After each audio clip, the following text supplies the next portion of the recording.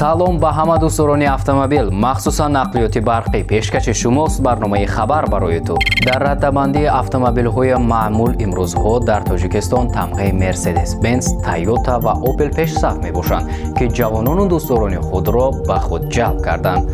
Асосан ҷавонон майл ба тамғаи Mercedes-Benz, Volkswagen ва Toyota доранд. Нисбат ба дигар тамғаҳо, автомашинаҳои Mercedes-Benz нархҳои дастрас ва ҳамсифати хуб доранд. Лек вобаста ба иқлиму муҳити экологӣ дар Аврупо мутахассисон аз автомобилҳои муҳаррики дарунсӯз даст кашида майл ба автомашинаҳои муҳаррики барқӣ дошта гузошта истоданд. Бояд зикр кард, ки дар Тоҷикистон низ якчанд автомашинаҳои тамғаи Акия, яъне автобусҳои дуқабата ва якқабата ва инчунин Volkswagen барқӣ дар ширкати Яктакси оварда шуда буд, ки ин диққати ҷавононро ба худ ҷалб кард. 14 июл Комиссияи Аврупо консепсияи тарҳи муқовимат бо тағйирёбии иқлимро рӯнамоӣ кард.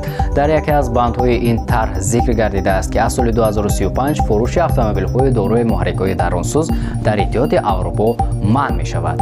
Чаро автомобилҳои дорои муҳаррикҳои дарунсӯз манъ карда шудааст? Албатта, зеро ширкати Mercedes-Benz то соли 2030 аз истеҳсоли мошинҳои дорои муҳаррикҳои дарунсӯз комилан даст кашида ба васлу насби мошинҳои барқӣ мегузарад. Инчунин ширкат тасмим гирифтааст, ки дар саросари ҷаҳон 8 корхонаи нави истеҳсоли батареяҳо барои мошинҳои барқӣ ва шабакаи ҷаҳонии истгоҳҳои таъмину сарфи барқро бунёд кунад.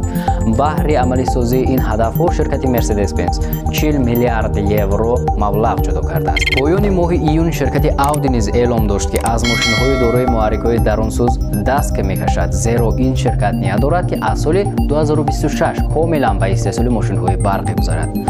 ба шумо кадом намуди тамғаи автомобил писанд аст ва оё мехоҳед, ки автомобилҳои барқӣ дар Тоҷикистон зиёд гардад?